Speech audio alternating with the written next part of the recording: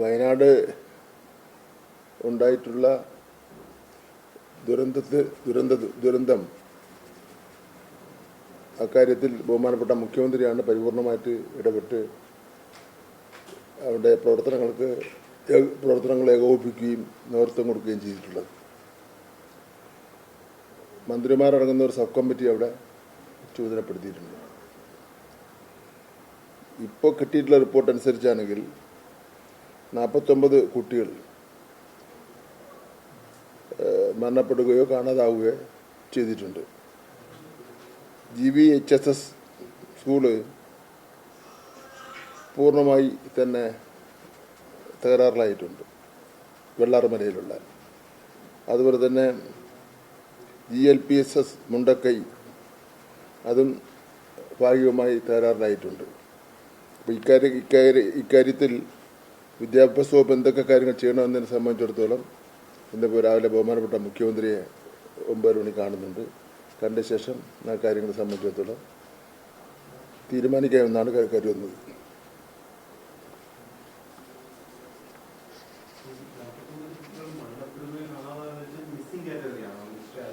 അതെ, നമുക്ക് കിട്ടിയ റിപ്പോർട്ട് ഇങ്ങനെയാണ്. നമുക്ക് അതിൻ്റെ ഒരു കൃത്യമൊരു ക്ലാരിറ്റിയോട് പറയാം. ഇനി നമുക്കത് അവിടെ തിരച്ചിൽ നടന്നുകൊണ്ടിരിക്കുകയില്ലേ.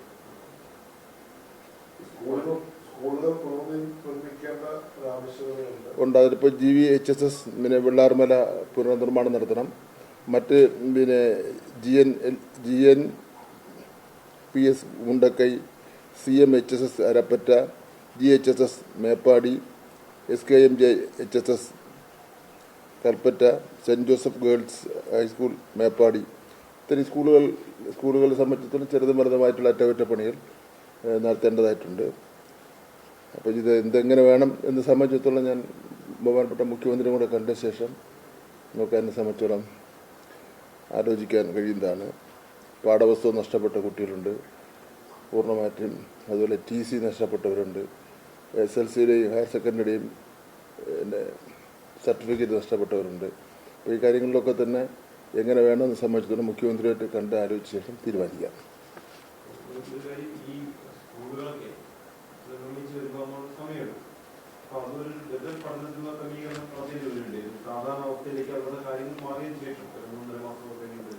വേണ്ടിവരും, തീർച്ചയായിട്ടും വേണ്ടിവരും. ഞാനത് അവിടെ ദുരിതാശ്വാസ പ്രവർത്തനങ്ങൾക്ക് നേതൃത്വം കൊടുക്കുന്ന മന്ത്രിതല ഉപസമിതിയായിട്ടും ആകെ നേതൃത്വം കൊടുക്കുന്ന മുഖ്യമന്ത്രിയായിട്ട് ആലോചിച്ചിട്ട് അതിനെ സംബന്ധിച്ചുള്ള കാര്യം പറയുന്നതായിരിക്കും നല്ലത്.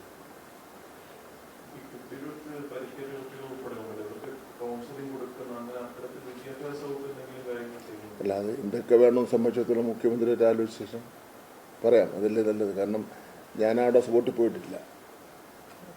അവിടെ മന്ത്രിതല കമ്മിറ്റിയുണ്ട്, ഉപസമിതിയുണ്ട്. മുഖ്യമന്ത്രി 2 ദിവസമായിട്ട് അവിടെ ക്യാമ്പ് ചെയ്യുകയായിരുന്നു. അപ്പോൾ അവർക്കൊക്കെയാണല്ലോ ഇതിൻ്റെ കാര്യങ്ങൾ കുറച്ച് കൂടുതൽ നേരിട്ട് അറിയാവുന്നത്. അപ്പോൾ അവരുമായിട്ട് ആശയവിനിമയം നടത്തിയിട്ട് നമുക്ക് സാധ്യമായ മുഴുവൻ കാര്യങ്ങളും അവിടെ ചെയ്യുന്നതിന് വേണ്ടി ഒരു ബുദ്ധിമുട്ടുമില്ല. മറ്റൊന്ന്, ഈ ഗുണമേന്മ വിദ്യാഭ്യാസത്തിൻ്റെ ഭാഗമായി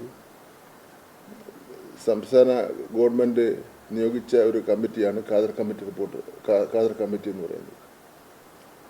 3 പേരടങ്ങുന്ന ഒരു കമ്മിറ്റിയാണ്. അതിൻ്റെ 1-ാം ഭാഗം ഒരു വർഷം മുമ്പേ തന്നെ അംഗീകരിക്കുന്ന സ്ഥിതിവിശേഷം വന്നു. അതിൽ 1-ാം ഭാഗത്തിൽ അധ്യാപകരുടെയും അതുപോലെ നോൺ ടീച്ചിങ് സ്റ്റാഫിൻ്റെയും തുടങ്ങിയവരുടെയൊക്കെ തന്നെ കാര്യങ്ങളാണ് ആ കാര്യത്തിൽ സൂചിപ്പിച്ചിട്ടുള്ളത്. 2-ാം ഭാഗത്തിൽ ഗുണമേന്മ വിദ്യാഭ്യാസം എങ്ങനെയാവാം എന്നതിനെ സംബന്ധിച്ചിട്ടുള്ള കാര്യങ്ങൾ സൂചിപ്പിച്ചിട്ടുണ്ട്. അപ്പോൾ അത് കഴിഞ്ഞ ക്യാബിനറ്റിൽ അംഗീകാരം നൽകി. ഇനിയിപ്പോൾ ഈ വിഷയം പൊതുജനങ്ങളുമായിട്ട് ഒരു ആശയവിനിമയം നടത്തുന്നുണ്ട്, അധ്യാപക സംഘടനകളുമായിട്ട് ഒരു ആശയവിനിമയം നടത്തുന്നുണ്ട്.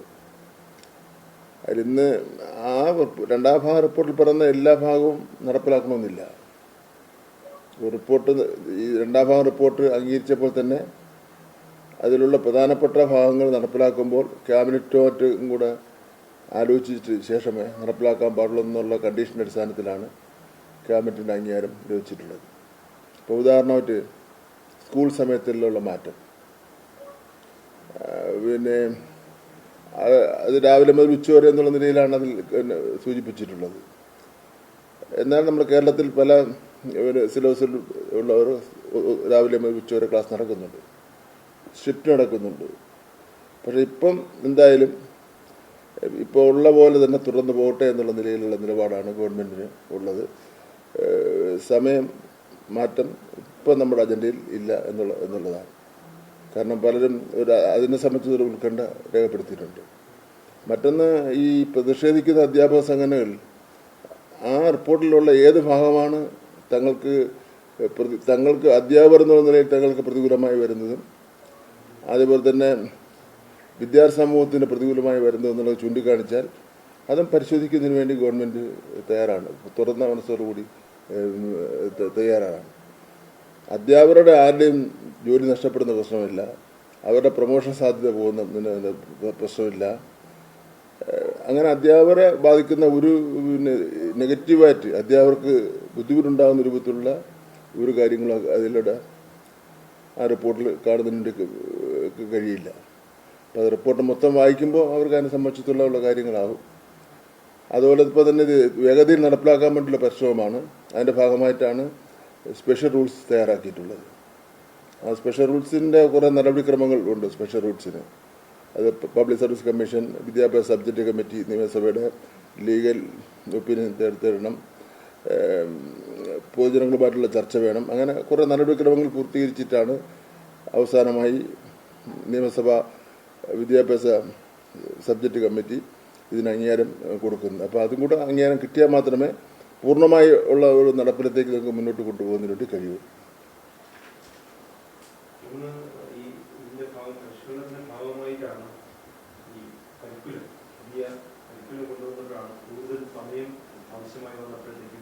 ശനിയാഴ്ച ദിവസമാക്കി അതിനെയും ചോദ്യം ചെയ്ത് ഹൈക്കോടതിയിൽ പോയിരുന്നു. ഹൈക്കോടതി റദ്ദാക്കി. അപ്പീൽ പോകുന്നത് അല്ല, അതായത് വിദ്യാഭ്യാസ അവകാശ നിയമത്തിൽ പറയുന്നത് ഒരു വർഷം 220 ദിവസം എന്ന് പറയുന്നത്. പിന്നെ ഒരു കൂട്ടർ കോടതിയിൽ കേസിന് പോയി.